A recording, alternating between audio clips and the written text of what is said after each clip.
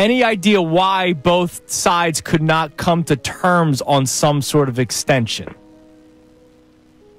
So the way it drug out, it signals that the Packers were prepared to move on for a while and just couldn't find the cleanest way to do it. I do know that when they were restructuring his trade or offering him a revised contract, it was with the intention of trading him on that contract. That's my understanding. I think Jair knew that.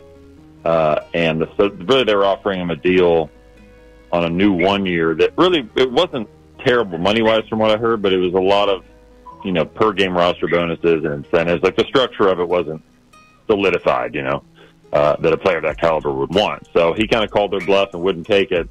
And so they figured, well, he's kind of untradeable at this point because nobody would trade for that original dollar amount of the $17.5 million he was owed. So they just decided to move on at that point. It's kind of unfortunate that it took this long, but sometimes players hold out for, potential trade or to make sure they're comfortable with the players they have at that position in order to make a move from that guy. But with the durability concerns and some other things, there were some whispers of some locker room stuff there with him a little bit. I don't know how true all that is, but there was enough there where the Packers are ready to move on. So if he is traded, is he going to be a guy that demands a new contract wherever he's traded to, or would he be willing to come to a contender and play on the same existing deal he's got now? Well, since he was released, he's right. He's he can do whatever he's so right. He's totally free. There's nothing to do with that. He can do his own deal. Yeah, so he's a free agent. He can do whatever he wants at this point. And really, I do expect it to be a 1 year deal. I think it'll be a similar situation that he would have faced in Green Bay had they kept him. So he'll not settle for. He's not going to settle for. If it's a 1 year deal, he's doing it on a prove it thing to try to say, here's my real worth for next offseason. I do believe that's part of the strategy because he's only 28 years old, I believe. And I mean, look, this is a guy who's been a top 3 cornerback at times in the last 3 to 4 years. So I doubt he's going to take some small amount. It would have to be reasonable money. But, he was due 17. I think he knew he wasn't going to make 17 this year. So something below that, but definitely not under 10, I think would be my guess. So, Jeremy, any idea on teams that are interested in a guy like Jair Alexander? A lot of teams need corners, but I imagine because he gets to pick, being that he is a free agent, does he want to go to the contending teams? And are the Eagles one of them? Well, I do believe intention with a team performance is part of it. Like I don't think he's going to a team that's really not going to be in contention. So I do think that's a factor. Talking to people that have been around him or close to him, that they believe loyalty is important to him, connection's important to him. That's why I do have the Eagles on my radar. With defensive backs coach Christian Parker was with him in Green Bay. They had successful years together. His former DB's coach is in Washington, Jason Simmons. I don't know how heavy Washington would get into it at this point. And then Atlanta with Jerry Gray, who was with him with the Packers. And, Atlanta needs a corner. So those are 3 I do look at as just from a connection standpoint. And I think those teams would at least look into it. Tampa's another team. I expect to look into it. Minnesota's another team as well. Can you look at with this offseason for the Eagles right now, we've been talking a lot about the revamping of the defense with the veterans that left. Do you think Howie is sort of content at the moment, or do you believe he's got his eyes on a lot of the shopping list? I think it's both. I do sense that they're pretty happy with the cornerback room, and they like how the 2 guys you mentioned earlier, Ringo and Jackson, have done so far. And they got the draft picks that they brought in, that they picked in a high slot. So I think they're pretty comfortable right now. This is not a situation where they have to press for Jair Alexander. It would be more just about fit, and is it something that could put us over the top on that end? So that's why Jair, I believe, is at least in a conversation. And then, there's other corners too, like Asante Samuel Jr., who was coming back from a neck injury, but he was one of the top free agent corners. He probably won't sign until late July, I would say. But I do know the Eagles have thought about that one, and that's on their radar as well. Sort of the shifty corners that, sudden guys that can play inside and out, might not have long speed, but can make things happen in that short to intermediate range. The longer these things go, how quickly does the price value start to drop? Like, I also think about a player like a Justin Simmons who has ties with Vic Fangio back in Denver. and he's still available, but I know he's available because maybe the price tag's too high. So the longer this goes, how much could it drop? Well, that's the dance, right? Like, I think if you're a free agent and you have an agent that's worth his salt, they'll say you can take a bad deal anytime. You can take a bad deal in May or June. So, like, do you wait till training camp? Like, a guy like Justin Simmons, I can see him waiting because people know what he can do. And, you get to training camp. Sometimes teams get to camp and are even more uncomfortable with what they have at that position that they're trying to sign you on. Maybe a week into camp, it's like, oh, these guys aren't looking very good. So, or there could be an injury, a big injury at a place. Simmons is interesting because I think coming out of Atlanta, I do think he's looking for that Vic scheme. That's why the Eagles are on the short list there, because it's Philadelphia. It's, Carolina has interest in Simmons, and Ijero Rivero came from the Vic Fangio school.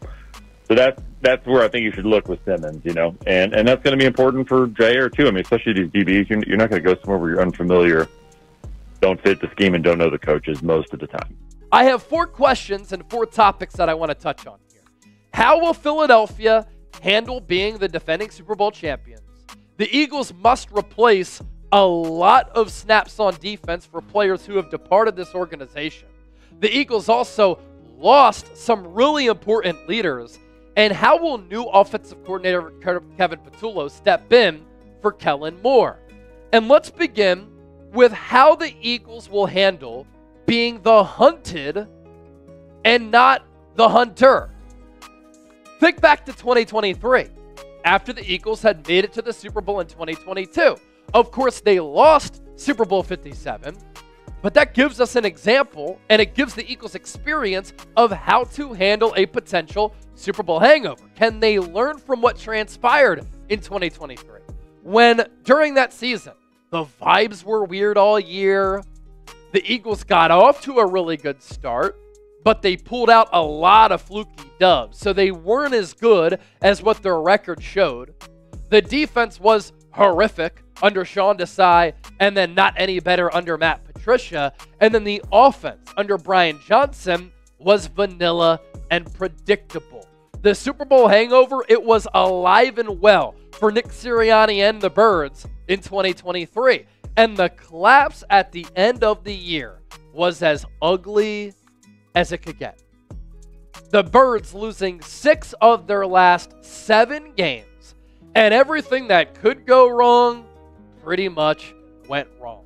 And when the Eagles in the wild card round traveled down to Tampa to play the Buccaneers, things went from snowballing to an absolute avalanche. What an embarrassing display of football that was that night in prime time at Raymond James Stadium, when the Eagles looked disinterested and it looked as though they didn't want to be on the field. They couldn't tackle. The effort was piss poor. They couldn't do anything well on either side of the ball. They couldn't even run a brotherly shove effectively as they got stopped on the goal line by Todd Bowles' defense. That 32-9 loss in the playoffs left a lot of people wondering, is the Super Bowl window closed? Should Nick Sirianni get fired? Now, to the Eagles' credit, the Eagles bounced back and they won the Super Bowl last year. And they came through with one of the most dominant, most impressive, one of the best wire-to-wire Super Bowl victories in the history of the National Football. Among the 59 Super Bowls that have taken place, that Eagles victory over Patrick Mahomes, Andy Reid, Travis Kelce, Steve Spagnuolo, and the Kansas City Chiefs, one of the best that you will ever witness. A pretty much flawless performance from Philadelphia. So to flush what happened in 2023 and to win the Super Bowl in 2024, it's something that we'll never forget. But remember, the Eagles were tested early in the 2024 campaign. Adversity had hit. Early in the year, things were not going great.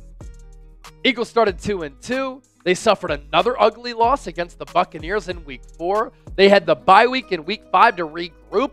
Then they came out of the bye. They played sloppy once again. Only beat the Browns 20-16 in a game that came down to the wire. And it's remembered from Nick Sirianni going up to some fans on the sideline saying, "We won. What do you have to say now? You were chirping me all game." I do think that experience at the start of last year And what happened in 2023 gives the Eagles perspective, gives the Eagles an example of how to deal with adversity and tough times. And I think the Eagles' experiences from 2022 and 2023 can help them here in 2025. But of course, it's a little bit of a concern. Here's what Nick Sirianni said on having sustained success. He said this offseason, I focused on that. What were the common denominators of different coaches that I talked to, or players that I spoke with, or Olympian Michael Johnson, other sports that we talked to? What were the common denominators of sustained success? Without getting into everything, I think there's two sides of it. The main thing is it takes what it takes, right? You're going to have to be able to work extremely hard, and you're going to have to be able to overcome adversity. You always have to be right in the moment of where you are. As I've done research and talked to these guys, and we've had an element of sustained success here as well, but you can have two ends of it. You rest on your laurels, you rest on your past accomplishments, and you're not here working, or you're looking too far ahead of how we do this again. We're focused on our process and how we get better every single day. If your process is right, then it gives you the best chance to win. Doesn't necessarily mean you're going to win, but it gives you the best chance to win. Our goal is to just focus, and to focus on where we are at this particular moment, to put the work in, to overcome the adversity, and the rest will take care of itself. Now, a good sign early in this offseason is that the Eagles aren't dealing with any drama. No contract holdouts, no contract beef, no contract standoffs. Every player on the 90-man roster was in attendance for Eagles mandatory minicamp. That is a good way to start the offseason. Number 2 on my concern list, the Eagles have to replace more than 4,000 snaps on defense from the 2024 campaign.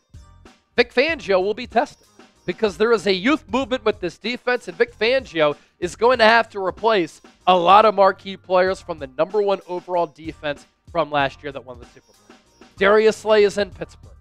Milton Williams is with the New England Patriots. C.J. Gardner-Johnson traded to the Houston Texans. Josh Sweat, Arizona Cardinals. Isaiah Rodgers, Minnesota Vikings. And all the players on that list, except for C.J. Gardner-Johnson, they got a much-deserved bag. Brandon Graham retired. Avonte Maddox went back to his home state of Michigan. He's with the Detroit Lions. Bryce Huff traded to the Niners. Oren Burks signed with the Cincinnati Bengals. Now, of course, all of those players brought a different level of play and workload and snap counts to Philadelphia. But at some point or another, they were counted on or looked at as marquee contributors. And so this Eagles defense in 2025 is going to look a lot different. I have trust that Vic Fangio is going to be able to make it work, because last year he comes in after the Eagles were one of the worst, maybe the worst defense in 2023, turned it around. And it took him about 4 or 5 weeks to do so. But coming out of the bye, from that point on, the Eagles really found their groove defensively. They were the number 1 defense in the National Football League. He did that in year 1. So Vic Fangio can do that going into year 2 with a couple of changes on that Eagles roster. It's one of the best defensive minds in the history of football. Before we continue to move forward on today's show, let me know, which team in the NFC stands in the Eagles' way of repeating a Super Bowl champion? Which team do you think is the biggest threat to Philadelphia in trying to make it back to the Super Bowl? We do have a great deal that we want to tell you about thanks to our friends at Fanatics. Don't these shirts look familiar? Don't they look fresh? Well, these are the shirts that the Eagles wore inside the Superdome, on the field in New Orleans after they won the Super Bowl, and in the locker room when they were celebrating hoisting that Lombardi trophy. They are on sale now, 50% off for only $20. This deal, limited time only. So all you have to do, it's very simple. Use that link down below, chatsports.com/SB shirt. You plug in that link, it takes you to Fanatics. You'll see the deal loud and clear right in front of you, 50% off. You use our link, and Fanatics will know that Chase Sr., Eagles Now, and Chat Sports sent you. Number 3, the Eagles lost last year some very valuable leaders. And part of the reason why the Eagles have been so successful under Nick Sirianni They've had a great championship culture. Nick Sirianni and this Eagles organization, Jeffrey Lurie, Howie Roseman, they value culture. Darius Slay was a part of that. He was a team captain. And last year, he played at a really high level coming off a 2023 season where he struggled and he was also injured. He was one of the more respected players inside that Eagles locker room. He crosses the state. He's with the Pittsburgh Steelers, and the Steelers are raving about the leadership that Darius Slay, big play Slay, is bringing the Steelers. CJ Gardner-Johnson, I know that he's a little bit noisy. I know that he can be difficult to contain. But my gosh, the emotion that he played with, the fire that he took to the field with, the swagger, the confidence, the physicality, the versatility, the big play making, he was the heart and soul, the backbone of that Eagles back end. It's extremely risky that the Eagles traded him away. They saw what happened year over year from 2022 to 2023. Teams tried to bully the Eagles when CJ Gardner-Johnson was on the team. They weren't having it. When he wasn't on the team, teams bullied Philadelphia. How do the Eagles respond? How do they deal with not having a player to the level of CJ Gardner-Johnson on and off the field? Brandon Graham is one of the most iconic Eagles in the history of this organization. 15 years in the National Football League, consummate pro, another team captain, a guy who would be uplifting, positive, vivacious personality. He would make people smile and gravitate to him in that locker room. When you're around the Eagles as a team, you're always hearing that laugh. You're always sensing that smile. You're always feeling that presence of BG. Now, the Eagles last year, they moved on from Fletcher Cox and Jason Kelce, who had a lot of the same intangibles of Brandon Graham. They won the Super Bowl. But Brandon Graham, not going to be easy to replace from a cultural standpoint, a leadership perspective, and last year he was playing at a very high level. And how about what Brooke Pryor tweeted out? She covers the Pittsburgh Steelers about Darius Slay. Darius Slay has gone to the Steelers organization that has had a good culture under Mike Tomlin. He's trying to add to that. Here's what Darius Slay, who was at Steelers OTA, said about the importance of organized team activities. Quote, "This is where you build. This is where it starts off. This is where championship football starts at. You want to be a champion? There's some stuff that you got to sacrifice." Slay brought that to the Eagles throughout his entire time with Philadelphia. And then lastly, Kevin Patullo, new Eagles offensive coordinator. When I interviewed him at the Super Bowl in New Orleans, I was impressed with the offensive mind. I was impressed with the offensive philosophy. We saw what happened, though, going from Shane Steichen to Brian Johnson. The Eagles offense did not adapt. The Eagles offense did not evolve. They did not make necessary changes. The league caught up. The Eagles offense in 2023 was predictable. They were vanilla. It was a very boring unit that wasn't explosive. They didn't surprise teams or catch teams off guard. It was a monotonous offensive season for the Eagles that year. Last year, Kellen Moore was looked at as a pass-happy merchant of a play caller. And then he sees this offensive line in Saquon Barkley, and the Eagles become an unstoppable running team. And Saquon Barkley had the best single season, regular season playoffs combined, for any running back in the history of the National Football League. That is the ability to adapt. But on top of that, I want to see Kevin Patullo bring some fresh, creative, modern-day ideas and concepts to this Eagles team. Because teams are going to try to catch up to Philadelphia. Now it's up to the Eagles to separate from teams trying to play. The Eagles won the Super Bowl, and then suddenly they went silent. There was no headline trade or splash free agent signing. Instead, the front office made surgical exits, controlled re-signings, and quiet draft picks. This was not inactivity, but strategy, where every move says something about how Philadelphia plans to repeat. Let's figure out what the Eagles have done, what it really means, and why the silence might be deliberate. Josh Sweat left for Arizona on a 4-year, $76 million contract. That was not just another edge rusher gone. Sweat logged 11.5 sacks last season, served as a consistent pressure generator, and was central to the Eagles' defensive identity.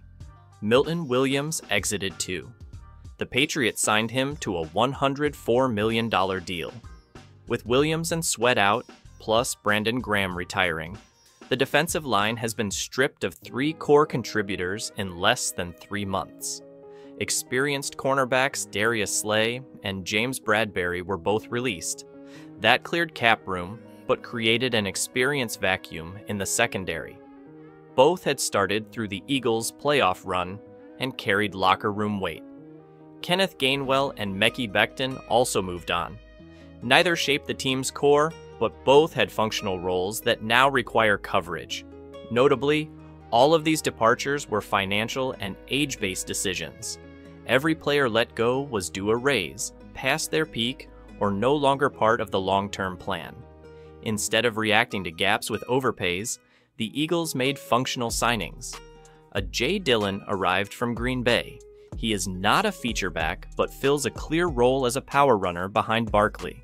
Likewise, Harrison Bryant signed as the backup tight end. His addition gives the team a second reliable target without requiring a reshuffle of offensive schemes. Additionally, to address edge depth, the team signed Joshua Uche and Azeez Ojulari. Neither has proven starting caliber impact, but both offer rotational speed, which is essential after Sweat's departure. Adoree Jackson came in as a veteran corner. While not a shutdown name, he offers starting reps while rookies adjust. The signing suggests a short-term buffer rather than a full solution. Other additions like W.R. Terrace Marshall Jr., O.L. Kendall Lamb, and Matt Pryor show intent to build a deeper bench. No one in this group is guaranteed a breakout season, but all raise the team's floor without compromising future cap flexibility. So, the offseason's most important moves were internal. Saquon Barkley signed a 2-year, $41.2 million extension. That signaled the front office's commitment to his dual threat utility. He is more than a running back, kind of a system fit around Jalen Hurts. Cam Jurgens received a 4-year, $68 million deal. Now that Jason Kelce is gone, Jurgens has become the new face of the interior offensive line. His re-signing confirms the team's investment in long-term protection and continuity up front. Lane Johnson extended his contract by 1 year. Even late in his career, Johnson remains elite at right tackle. Keeping him under control for 1 more season adds vital insurance. Linebacker Zack Baun signed a 3-year, $51 million extension. He was one of last season's quiet success stories, and now steps into a leadership role on a rebuilt second level. Next, fullback Ben Van Sumeren re-signed as well. He promises positive position changes and brings flexibility in heavy sets. It may look like a small move, but reflects a deliberate change in offensive personnel packaging. The Eagles draft echoed the rest of their offseason. With the 31st overall pick, they selected Jihad Campbell, a linebacker from Alabama. He is recovering from shoulder surgery, but projects as an athletic centerpiece once healthy.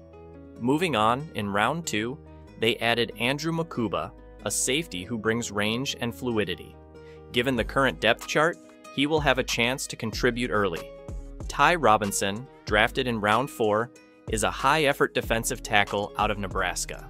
He signed a 4-year, $5.2 million rookie deal. His role is expected to be immediate, given how thin the line became post-Williams. Notably, additional picks went to offensive tackle, cornerback, and guard. Philadelphia opened the offseason with close to $18 million in cap space. That number has shrunk due to re-signings and draft deals. Still, the true cap story lies ahead. Jalen Carter is eligible for a mega extension. Early reports suggest it may cross $35 million per year. That shapes everything. Despite an intuitive plan, the roster looks incomplete. The edge rotation is crowded with mid-tier names. None have proven they can anchor a pass rush. If the team does not acquire another edge before camp, it will be relying heavily on Nolan Smith and Baun. Safety is also a concern.